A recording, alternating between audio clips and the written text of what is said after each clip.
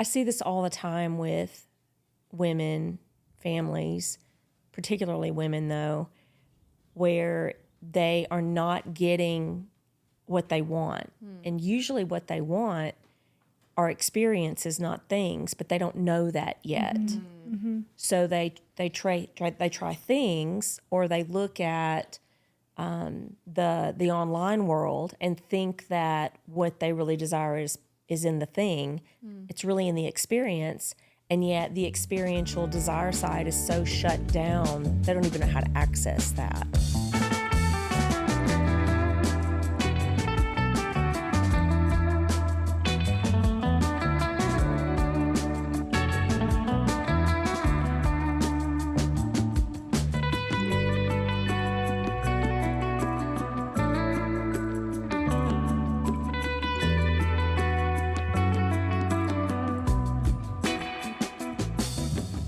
Welcome back to the Village Sessions podcast. Bringing wisdom home. We're going to kick things off with a little makeup tutorial. Special actually, guest. Fun girly things with my daughter's story. And she's just sipping on her adrenal cocktail, and she's going to join us for this. We are doing a little tutorial from Araza. This is our favorite makeup line. It's actually the world's first certified paleo makeup. And kind of their secret ingredient, besides the fact that they use saturated fats as their base with the coconut, but they use a fruit called the Araza fruit. Do you guys know about the Araza fruit? I did not know about it until this. Until Araza showed up. It's in the guava family, yeah. Mm-hmm. Guava. South America. Yeah. It is a... it is a great source of vitamin C. It's very collagen promoting, and so they've added it to their skincare. It's in every product here, actually. You want a sip of this? And we're going to do a little tutorial. Story likes to get into anything that I have around the house, and so having makeup, minimalist makeup that she can get into and put all over her face, and I can feel great about it, is amazing. What are you guys wearing on your face right now? How do you like to use your lineup of Araza? What I've used so far is the all-in-one coconut cream foundation. And then the coconut lip color, I'm doing umber right now. I'm using the foundation, and I also really love the concealer. So I have the lighter concealer. Let's see what it is. Do you want to put this on Golden medium. And then I love the, it's like a cream blush in dusk. Dusk. You have dug into that. Dang. Love this stuff. She's only had it for 2 weeks. Everything they have it's all natural pigments. And so everything you put on your face looks like a sun-kissed look. Yeah. And then you can color match though. Like find your tones that work for you. Me and Michelle share the same dusk color that looks good on us. And then same thing with the lip color. We actually all three use umber.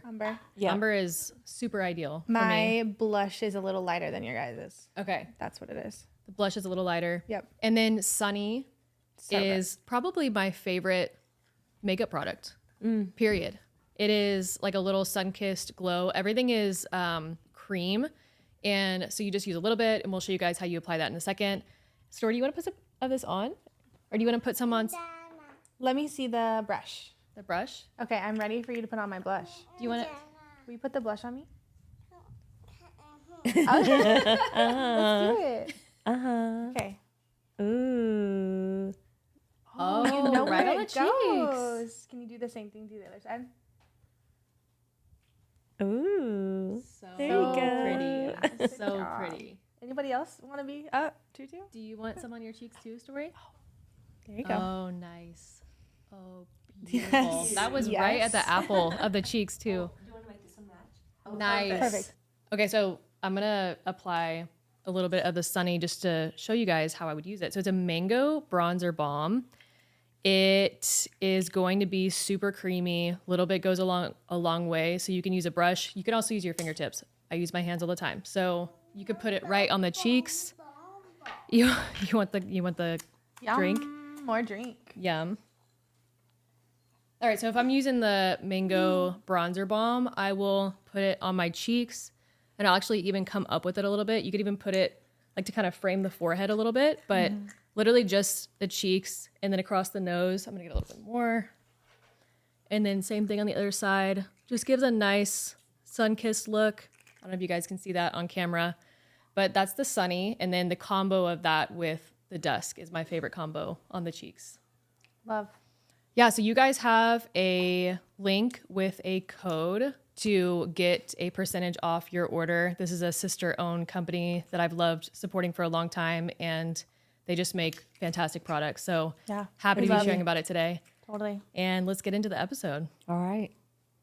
Yeah, so today we're going to talk about value systems, belief systems in the way that we invest our time and our energy, what we bring into our families, and what that reflects back about our values, especially as mothers.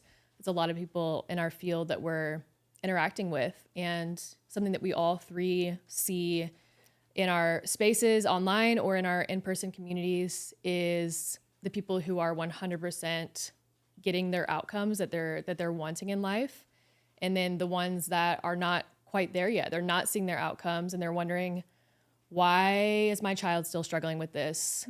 And maybe getting to unpack, what am I willing to invest to be able to get there? What is that going to require of me as a mother to invest to be able to get the outcomes that I want in life? And I think this is such a relevant conversation today because the social media world, as such a gift and a resource, has so many different ways that people use it. And one of the ways that we've all experimented or seen it being used is the decontextualization of wisdom or information, wanting things for free, wanting the highlight version. Okay, just tell me the information, tell me the silver bullet. Being offended when something is kept behind a wall or Yes. gate kept, like we say. Gate kept as a negative term. As a negative really term, but we're like, yes. also there's a high side to it. Yeah, very much a high side. And so, yeah, we just want to talk about what that might require us as mothers to be able to get the outcomes we want in life. And I remember my first time having a big energetic investment, which was working with Michelle. It was her Power to Change course, working with you for the first time back in 2020,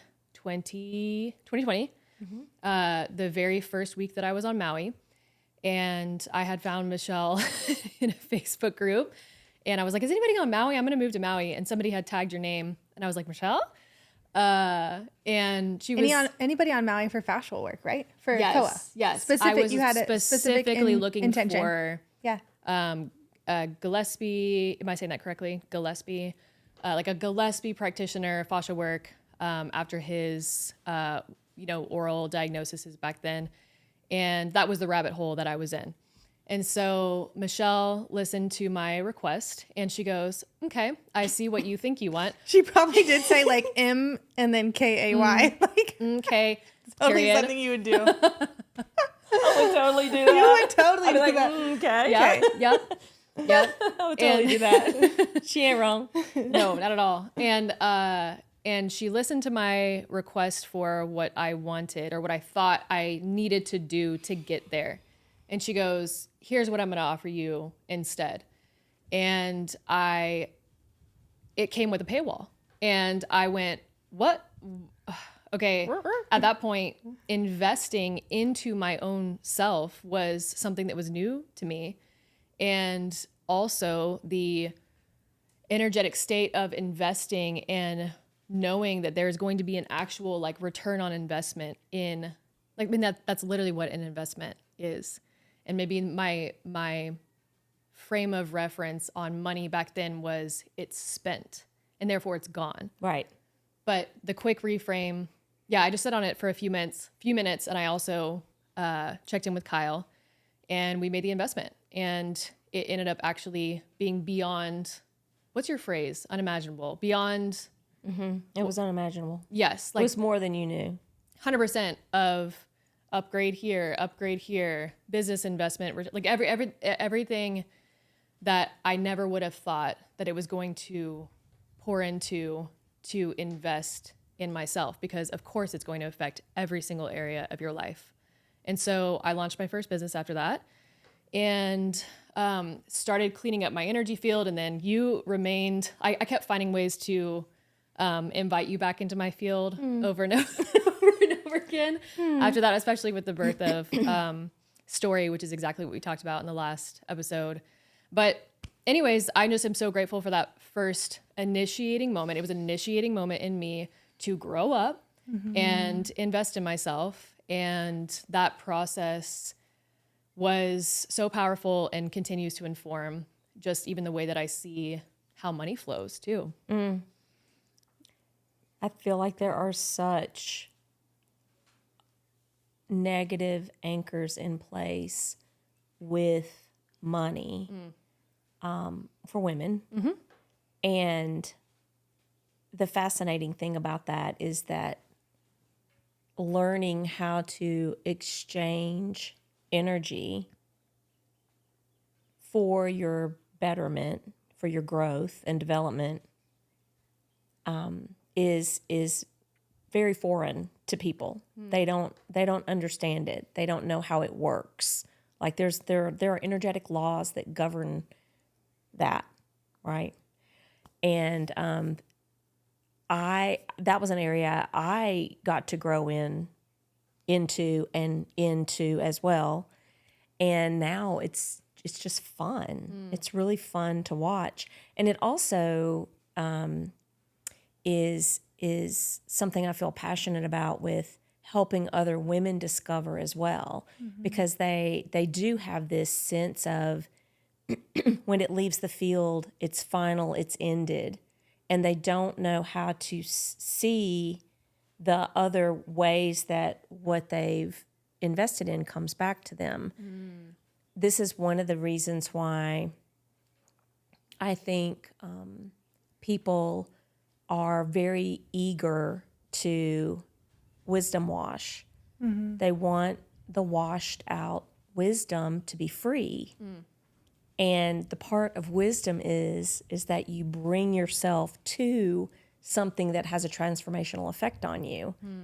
And that's part of the way that wisdom operates. Is it's not just knowledge, it's not just information. Information can be free, but your experience with it is not. The application of. Right. And what it would require, potentially pieces of you dying, pieces of you Transforming, right? Shifting into the higher octave expression. Yeah. I see this all the time with women, families, particularly women though, where they are not getting what they want. And usually what they want are experiences, not things, but they don't know that yet. So they try things, or they look at the online world and think that what they really desire is in the thing. It's really in the experience, and yet the experiential desire side is so shut down, they don't even know how to access that. So for someone to come along and say, I will take you there and I will accompany you in that and create this safe space for you to have an experience or experiment, is basically what a wisdom system is. And for speaking to your work specifically, a way to hold and utilize whatever transformation is going to occur, a way for you to take that and then, because, you know, even in chiropractic school, there were so many weekend seminars, the weekend warriors. You would go, even if it was like an informational seminar, you would go receive the education, then you'd move on. If it was a transformational seminar, webinar, or weekend, you would go receive the transformation, but then there would be no landing pad, No integration piece. And so with the work that you're doing, specifically, you're helping women clean up language, bring awareness, and then you're also helping them find their value. Do they want an experience? Is that what you want? You don't want the thing, you want the experience. Do you value yourself enough to match up with what would be in resonance in that experience? And then how do I hold that? How do I maintain it? Which is massive. I'm sure you probably see that in your space too with metabolic nutrition. You can't leave in the kitchen all the things that you used to consume when you have no space for them anymore. It's draining to the energetics of the field, right? Completely. So there has to be a point where you clear out the old and you bring in the new, and you know how to use it, and you know what it does, and you know when to apply it and when to switch and when to, like kind of like calibrate into something else, right? It's a mastery of your resources is what it is. And that nutritional piece is like one microcosm of all that you could have in your domain.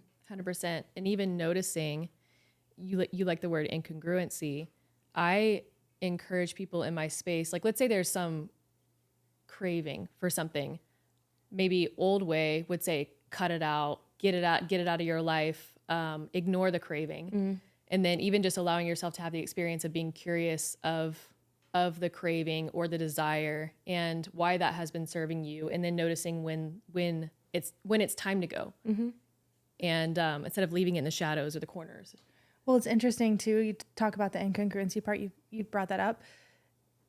Why do we make the decisions that we make, right? Why do we go to the metaphorical, like, why do we go to the hardware store to buy eggs when that's not what the hardware store offers?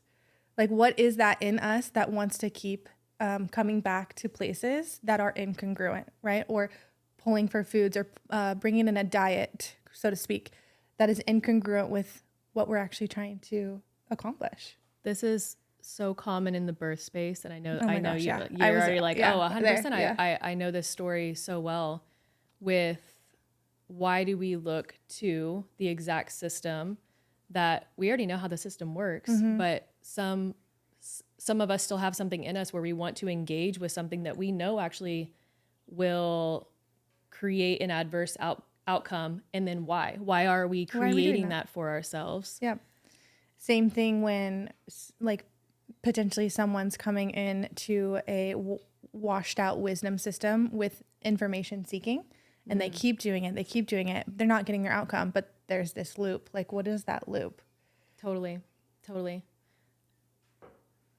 Yeah. I think, Yolanda Norris Clark even talks about this in the process of, what are you seeking? Because she's like, you can try to puzzle piece all you want and try to fit something into something that where the container is the incongruent match. But she was like, why do we need to punish? Why do we need to punish and make something so wrong with this?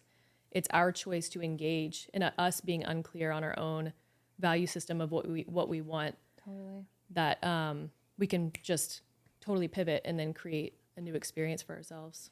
And when the value system isn't a match for what you're seeking, then that's when the judgment comes in. That's when the like morality piece is applied. It's like, they're wrong, they're bad, they do this. Totally. But you're like, oh, well, you actually agreed to engaging with them. You actually paid them to do what they do, but you're mad at them for doing what they do. Totally. So, they did their job. They did their job.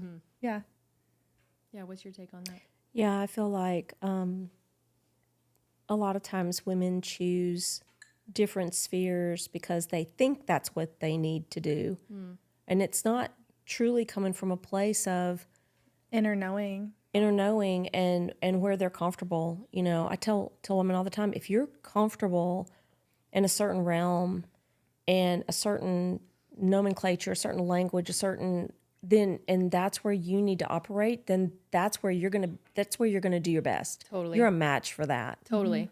And then I see other women who they want to go into the natural birth space, but yet they don't want to address all of the things that are going to be required for them to show up in that space and be successful. Totally. Then that's a mismatch. Totally. They're not there yet, and it's hard for them to be okay with that. Yeah.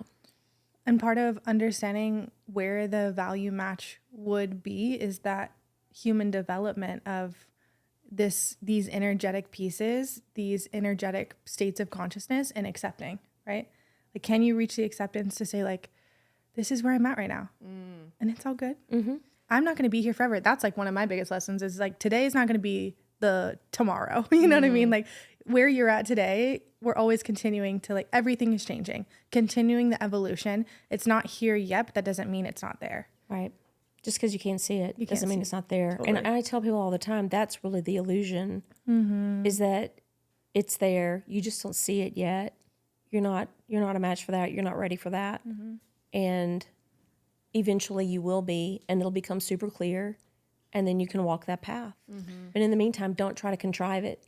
Don't make it up. You could fake it till you make it, but are you going to be really, in alignment with that? And depending on what you're doing, how much relative risk you feel like is at stake, you want to match your abilities to that. Totally. So that you can succeed in a certain space. What are some tools that you give women, maybe in like one of your containers, like True North Women?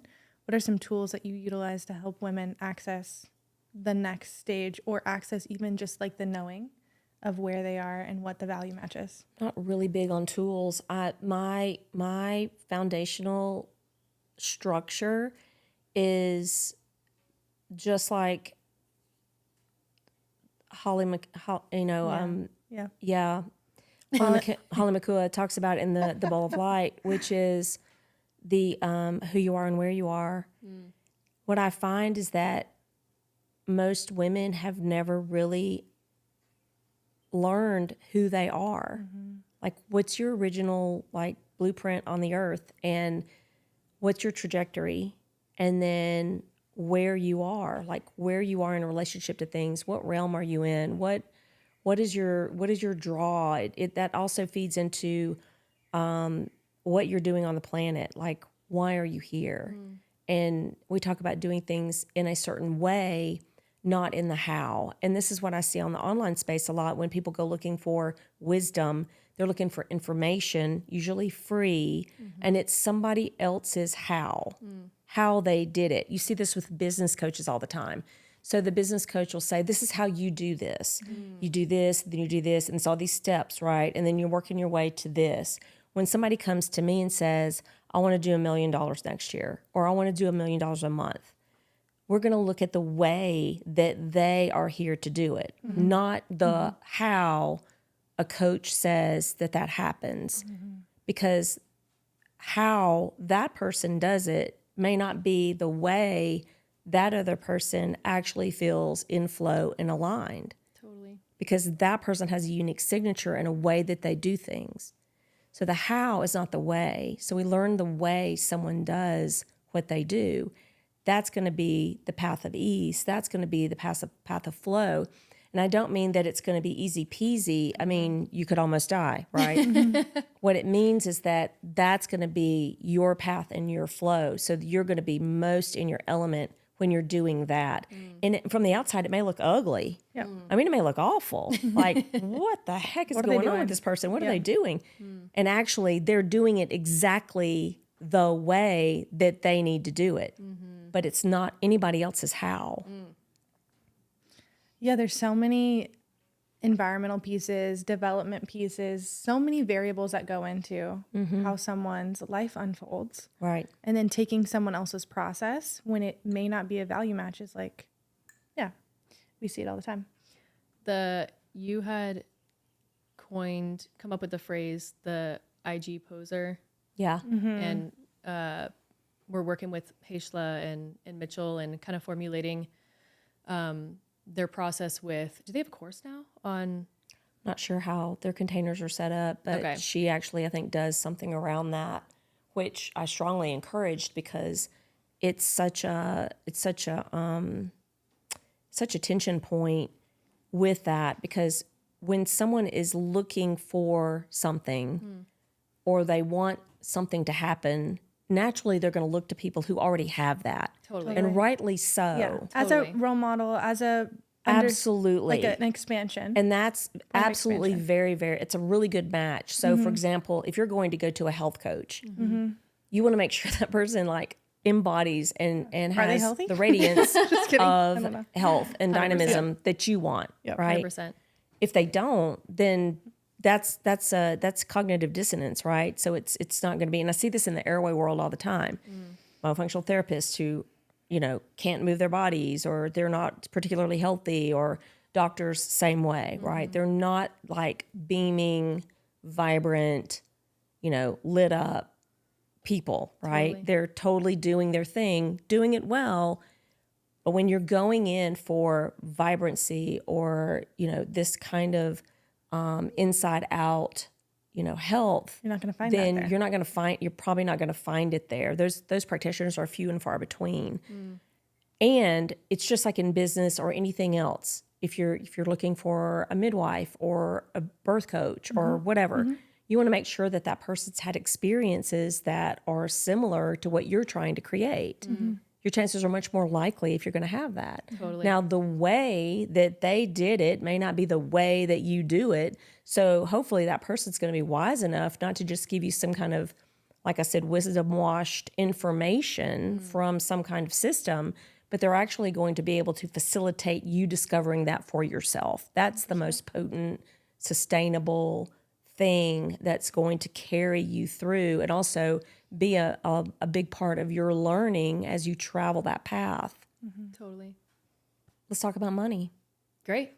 Money's the currency. Keep my mouth shut. I'm just kidding. I'm just kidding. No. Money's the currency of our economy, right? So we exchange with dollars. And there can be a real judgment about that. And that opinion, that view, we learn from our moms, from our mothers, right? So the way that they practice that in the world or interacted with that in the world inherently becomes ours. And I see this all the time. People get so wound up about the fact that something might cost something because people feel like it needs to be free. I should be able to pick up my phone and I should be able to find that. And you know what? You probably can. Most likely you can. However, if you want it fashioned into something digestible that also has an experience connected to it, then that is part of an experience that's going to help you find your way, hopefully, right?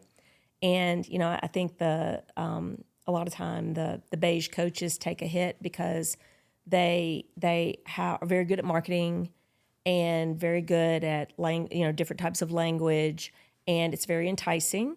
So the enticement comes in, the purchase is made, and then what happens between the consumption of the information and the actual going out into the world and doing something with it? That space is not in the information space. That is in the experiential space. You have that in your body. Totally. And you have that with the way that you do it, and you're wired up to do it. And that part is largely missing in the coaching, mentoring sector, right? That's missing. Is that, here, let me walk through this with you and help you calibrate this to your way. This happens with clients all the time where someone gave them some coaching information and they said, this is the way you do that. And then they went out and did it, but it wasn't aligned for them, their frequency, their path, their trajectory, the way that they move around in the world. And then when you go in and you dial that in, then everything begins to open up. And then they begin to have the learnings that they really want to make them even more mature and grown and calibrated to their biological and chronological age. And then things begin to happen. And so that is actually worth paying for. 100%. That is where you're going to get exponential return on investment. I was going to say, even just in a real life example of that, where Kyle and I, we have been married almost 10 years. In the first 7 years of marriage, we went with the how-tos with fixing, healing, cleaning Huge in up the our relationship marriages. sector. Totally. Huge. Yeah. Very, very specific formulas. And we felt like anything we could get our hands on, we did. Any counseling or program or retreat, we were like, let's do it. Like, absolutely. Like, the value system was there, obviously, to have a thriving relationship. And then Michelle came into the field again, and she was able to see right away these completely obvious things that were in front of us that we were missing because we were so deep in the how-to. Yeah. And we had an experience with getting to know our blueprint, getting to know how we do things, and then the transformation that transpired that we had an experience with, where we were like, whoa, we've been quite literally like fitting. Yeah, the puzzle piece was not a match for the container, and then realizing how easeful and spacious everything can feel when you know thyself. Know thyself. What philosopher? Good question. I knew that. You know, Not Hippocrates. No. interesting to note too, Sam and I invested in the same container, not married yet. And simultaneously, we also invested into Christian counseling, which was we had a trusted recommendation. But there was these two, like, I wouldn't say the couples Christian container was counseling in any way, but there were these two Definitely not. relational, No. Definitely not. two relational containers happening at the same time. And there were only a few $1,000s of difference. And we were awestruck with what kind of framework that the Christian counseling woman provided for us. And then knowing the blueprint, knowing us, being in relationship with us, being in relationship with where we were living specifically, those pieces dialed in with Michelle's couples creation container. It was honestly humorous. We were like, every time we would go into this other lady, I was like, we were just laughing. We're like, but the thing is, this is what, and maybe in another space and time, we would have been resonant with this, and it actually would have really made a difference. And I think I could see that. And with where we were like, why did we do this? I think we just had to experiment and be like, Sure. we did that. We do that Check it off sometimes. the list. Totally. Cool. We can get married now, like that kind of thing. Permission slip. Ooh, And yes. we, of course, still single with mommy and daddy, like stepping out of that and like really coming into our own family unit. That was our process. But the value for what we received with Couples Creation Container was like blowing the roof off of anything we invested with the other experience. And you can see just with the whole experiential part, I can also see in our first few years of marriage how it served me and my ways that I was seeing myself kind of like outcast. No one understands me. You do that? What? Life in your 20s. And I'm so because I was different. like, I don't fit in with these women or whatever. And I'm different. And anyways, we all know these stories. So Such good shadow. Such good How shadow. juicy is There's that? a Oh, I rap, did it there's so a rap well. song about that in college. I'm different. Oh, yeah. different. What is that song?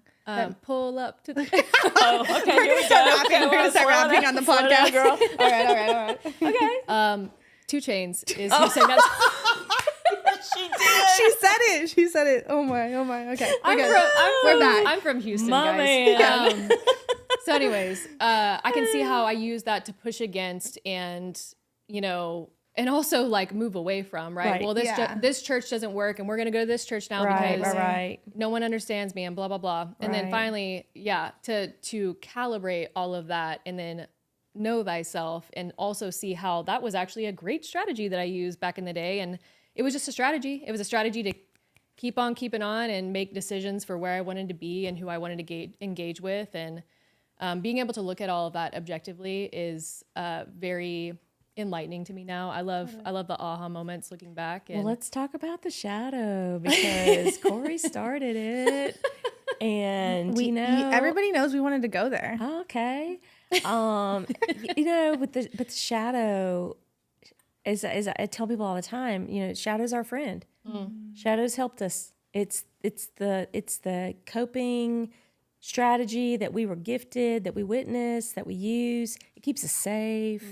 I mean, it's our friend. It's always with us. So shadow is its own thing, and yet to stay in rapport with that shadow, we don't elevate into the more potent aspects of the shadow. We don't flip it, right? And yet, what does it cost to flip it? It costs comfort. It Maybe costs the death of something. It costs challenging your values, challenging your belief systems, calling into question everything you've probably been taught. And Coming out of rapport with your community. Yeah, people get really nervous Family. about that because in the Western Christian culture, it's a big deal, to be in rapport with your church and all the doctrine and dogma that comes down from that. The language. All of it to speak like the group, to look like the group, because it's another form of safety, right? because to be excommunicated from the group, you risk what, fill in the blank. Completely. Yeah, and it could be all kinds of numbers of things. And yet, where is our uniqueness? Where is the thumbprint? Where is where's the light? And how does that all fit together? It's really fascinating. I think that's one of the biggest things that I see when people either come into True North Woman or True North couples is, wanting to know like about Christianity. And I'm like, well, you know what? We can talk about our bodies and we can talk about our divinity, and we actually don't have to have a religious framework for that, because all of that is just supportive of one of those aspects. So we can actually talk about those things, and you can discover what it is that you need to do for your unique self to be supported. Some people are, not in the actual, they look at their belief system like, wow, I actually would do better over here with this instead. And I'm like, here's your permission slip. Do what you need to do. And, what are there, like 30-something thousand different Christian religions in North America? I mean, it's all like, the denominations. there's not just one. They all have different nuances and different, calibrations of their dogma and doctrine and things like that, and how they express. What I was going to say earlier, and to that point, is traveling the world So is much. so valuable. It's so good to be in other valuable. cultures with Seriously. other people. Yeah. Different language, different ways of worshiping, different ways of engaging with finances. Yeah. We were recently in Indonesia, and the currency exchange is so different. And there are a lot of people there in the expat community that have made millions of dollars doing something like being on YouTube or like playing video games or whatever the business is. So there's so much inverse proportion. You're like, oh my gosh, this thing costs $3 million IDR. And you're like, oh, what does that do to me? And you're like, oh, really? That's only like so much USD. That's like a couple hundred USD or something, maybe 1,000. Don't quote me on this. But the way that we engage with the language and then what we've already created meaning around, and then watching other people do that is just eye-opening. So I love the way you just said it. Yeah, you basically got to unpack, expand your meaning of money and how you make money when you travel the world, and then fill in the blank with any other subject, any other thing you want to engage with. Yeah. My husband was invited into like water cleansing and these temples and engaging with priests, and like, the word priest means something to me when I'm Catholic, and I was like trying to understand this. So it's like almost every single thing we did for the month we were there was like really expansive, changing the language, and then also being aware of where my judgments or like my boxes on certain things in context were. Yeah, or like maybe somebody who grew up with a little bit more spiritual fluidity, and then they engage with tradition and rhythm and really beautiful, even like the European tradition for, it's Catholicism. Yep. Yeah, with what is the name of the music that Orchestra? Gregorian chant. That, oh my gosh, yes, it is. Okay, we were all listening to that for a period of time. We were sending playlists. Yes, in the group I chat. would. My family and I listen to that a lot when we're driving actually up here, because it's a very beautiful experience to have, with a lot of landscape expansiveness, and I love that reflection. That's good. Yeah. So to bring the whole thing back together around,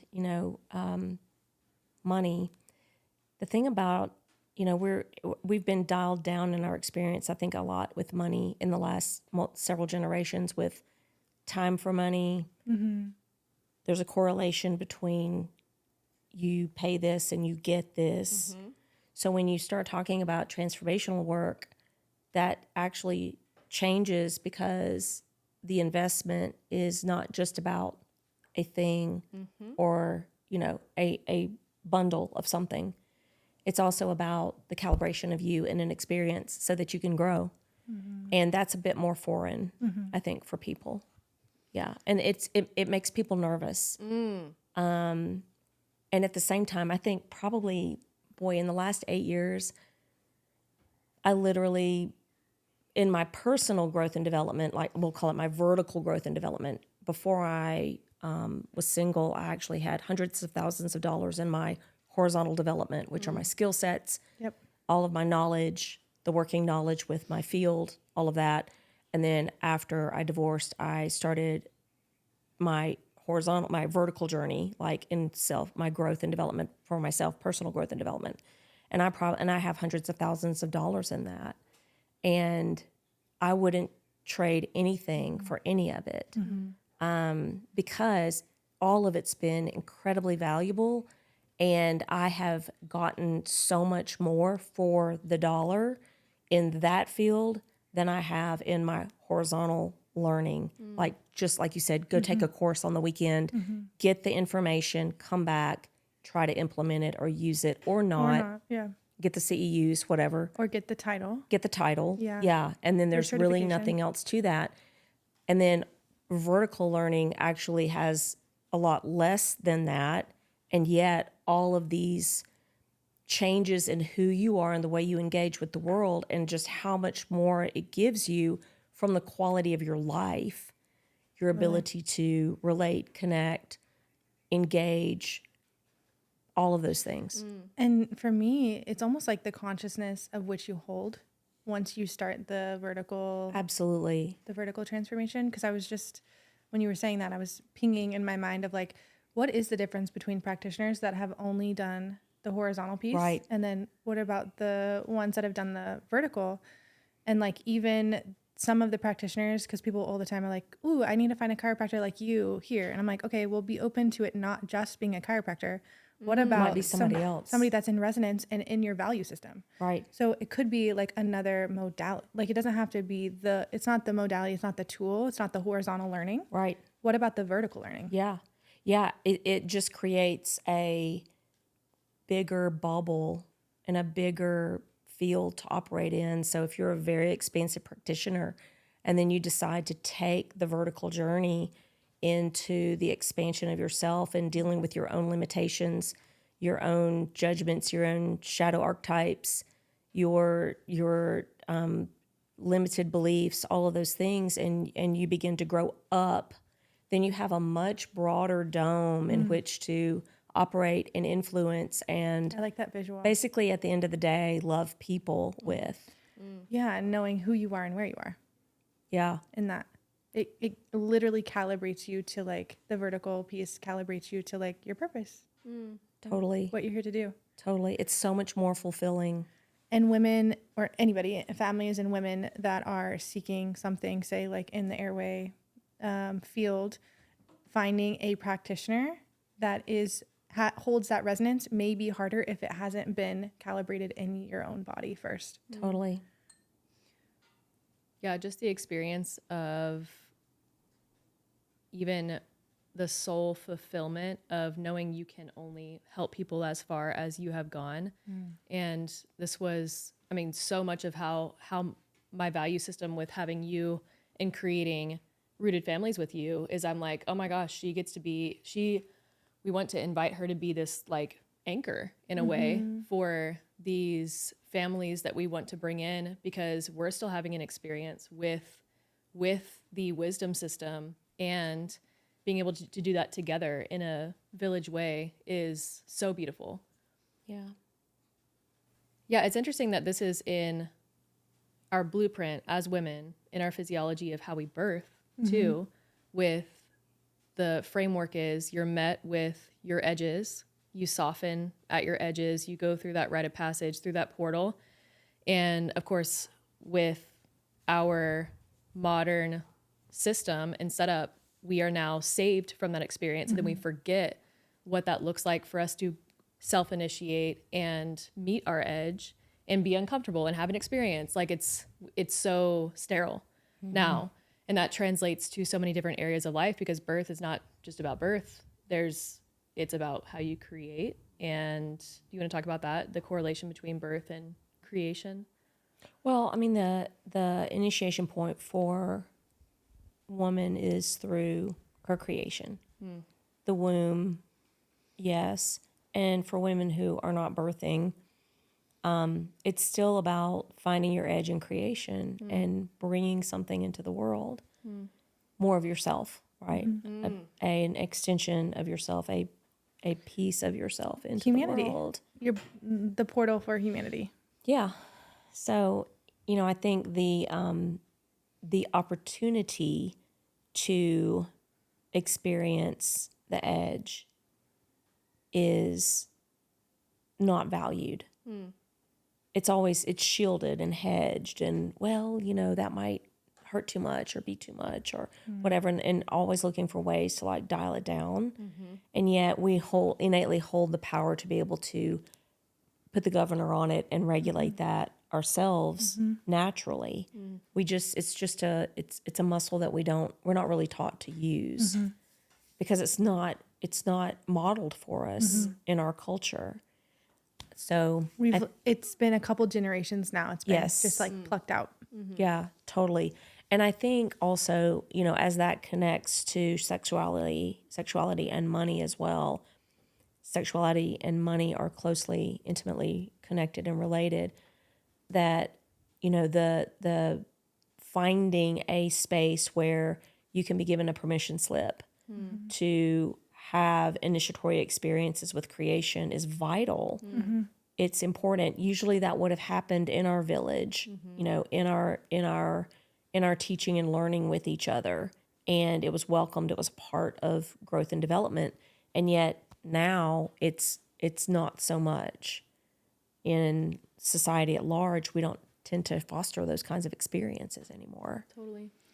It was one of my outcomes in beginning a Bowspring experience because I don't know if I've shared it on the podcast yet, but I started Bowspring very early postpartum with Story, but I don't actually even count that in my experience with Bowspring because I was like just typing in YouTube, whatever free video I could find, going through half the video, and then just, there's not an accountability piece there.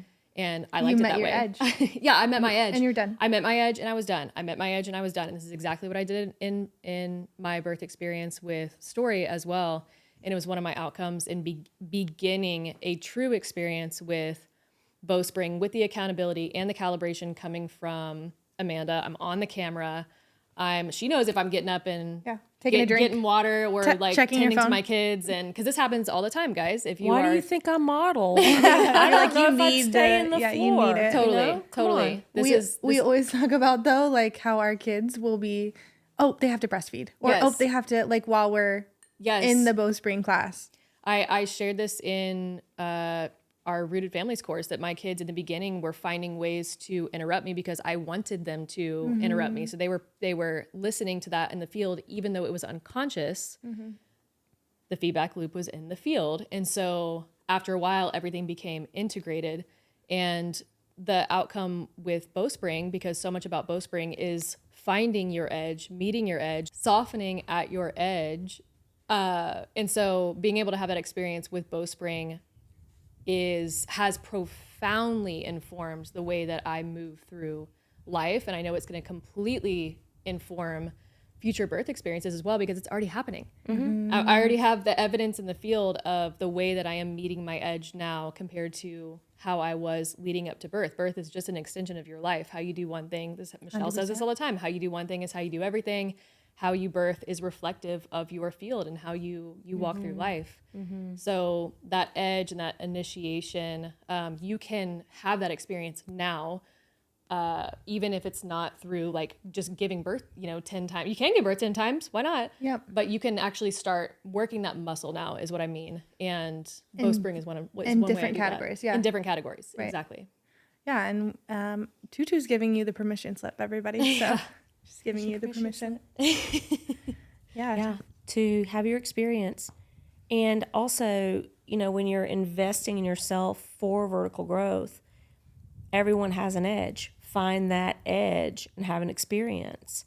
And the thing about it is, when you invest in those experiences, you also want to make sure that you're willing to commit to it, that you're willing to step into it, not just dip your toe in, check it out, and then leave, right? That you can actually really go into that space and have the full experience.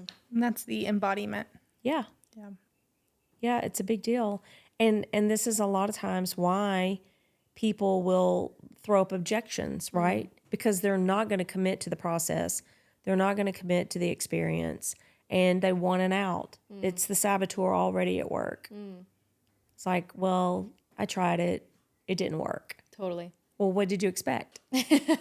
Totally. What is it that you wanted? You know, it didn't work. Well, that means that you had something that you wanted to happen and you didn't get that thing. So what was that thing? And then was that choice congruent with that thing that you wanted? It may not have been. You might have actually found that somewhere else. Totally. Yeah. There's this thing in chiropractic school and some of the groups where you would practice if a client, you were selling a package or whatever you're selling, if a client came up with an objection, you would practice being ready for the objections and knowing what to say. I think this happens in like all sales probably arenas. And I never had that experience because I never wanted to engage with somebody who was going to give me an objection. I'm like, okay, okay. Yeah, if that's the way you want it. I actually am okay with you wanting something that's not what you're going to find here. Yeah. And then maybe that happened, you know, like a couple months into practice, I was like noticing that. And then nobody comes in your doors with an objection because they know that you're not like, You're not here for that's it. not the value exchange that you're going to have. Well, and I think what that does is it sets up pay to blame. Totally. If I overcome your objection and you step in, Save me. then you get to pay me to blame me. Totally. Keep this spinning. Right. Yeah, And I'm the like, spinning the yeah, no, drama. sister doesn't play that, you know, so do or don't, I'm not attached either Totally. way. But that's And- also because you have this internal value system Yeah. and this like human development that is unattached and is accepting. It's your journey. Completely. It's not mine. Completely. Willing to help you, willing to walk with you, willing to facilitate you, and you get to walk. You get to be the one that actually takes the steps. Yep. That's really key. And people will sit back and watch someone else have the experience that they think they would like to have, and will be unwilling to take a step toward the experience they want to have. Totally. It happens all the time. I mean, how do you think we got reality TV, right? Don't lie. You watch it. Used to. Used to in Dallas. Not even, no, it's like Before that? before that, yeah. Like, you know, a day you're not feeling good or whatever, and then you just kind What's of on like ABC or hold up something? in the bed and you're just like watching, you know, like junk, eating chicken and biscuits and drinking The Mexican resident Coke. Eating Jose. junk. Mexican watching Coke, junk. watching junk. It's junking out, you know. Not mad about a Mexican Coke. I'm not though. mad about a Mexican Coke at all. Totally. Yeah, no. Next that's- episode, we will be sitting here with Mexican Coke. Oh. Yes. Elevation. I said it now. Elevation. It's gonna I'm about happen. that. Yes, she said it. So I would encourage anyone listening that's in that spot where they're not sure, you know, what they want to do. Think about the thing that you want to see for yourself the most, and then try to find something that feels really aligned for you. Someone's framework that you gravitate toward, or how you want to be held in a space, right? You already know these things. 100%. Yeah, and then own whether not everybody is here for transformation. Not everybody is here for growth. Some people are just like, yeah, no, I'm not interested. Then don't. Great. You know, own it. Totally. That only gets a little sticky if you're maybe in a Married, relationship yep. with someone or married to someone that is very growth minded, because those are traits, right? So if you have mismatched traits, then you might feel it. There might be a little friction there. I like this though. Yeah, you're like giving the permission to feel into like, how does that feel? How does it feel to like, let's say, pay to blame? Yep. I think at the end of the day, you get to sit with how that feels on the inside. Is it getting you towards? Are you moving towards the outcome that you want, or are you looking and going, oh dang, all right, I'm back to square one. Yep. I'm back to square one. Yep. And Nine times out of 10 in the frenectomy gone sideways, Molly, Yeah. is We know. it pay to blame? It almost always is. Almost always is. And sometimes it hurts to watch it. to watch it happen. Absolutely. And to be the relay that information or Yeah. relay that realization to mothers. But There's a big secondary gain there Totally. sometimes. Yeah. totally. We talk about this with even just observing our own sometimes like experiences with, oh, did I do that because it was congruent with me, or did I do that so I could feel if it was congruent to me? Got it. Okay. Yep. You know, sometimes that feedback loop will come back and I'm like, I don't even know if that was a choice that I feel super aligned with in the first place. And so notice that if you are doing the pay to blame thing, what that means about the radical self-responsibility in the full ownership of the choice going in, Right. you know? Yeah. So good. Sometimes they're our greatest blessings in that way, because they show us, oh, that probably wasn't aligned for you in the first place. Exactly.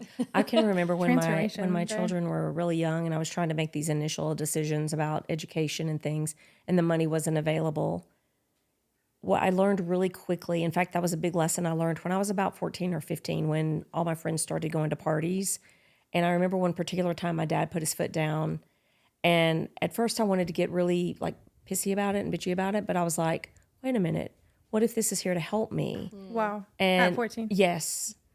And I can remember early on having those experiences with education with my children early on, and there would be this chunk of change I wanted for something and it wasn't there, and I'm like, I wonder how this is helping me. Wow. I didn't So get those big. answers until many years later, and yet I remembered those things I explored and how sideways they went, and I'm like, oh, of course it was protection. It's all good. Everything is unfolding in Yes, harmony, in perfect exactly. harmony. It's all 100%. perfect. Just asking yourself that question in any given circumstance, how is this serving me? How is this helping me? Is so expansive for your perspective on things, even like maybe a chronic fatigue thing or getting sick all the time and being like, wait, instead of being like, I'm sick because of this and this, going, wait, how would it serve me to be in bed all day and have people come and take care of me and cook for me? And you know what I mean? So it's Good question to I ask. could get down with that. Stay curious, guys. Stay curious. Yeah. Good, good convo. Yeah, this was great. Thanks. Value. Values, belief systems. Yeah, getting clear on who you are and starting to look at your life with that curiosity. And we'll We'll see you in the guys- next one. See you guys in the next one.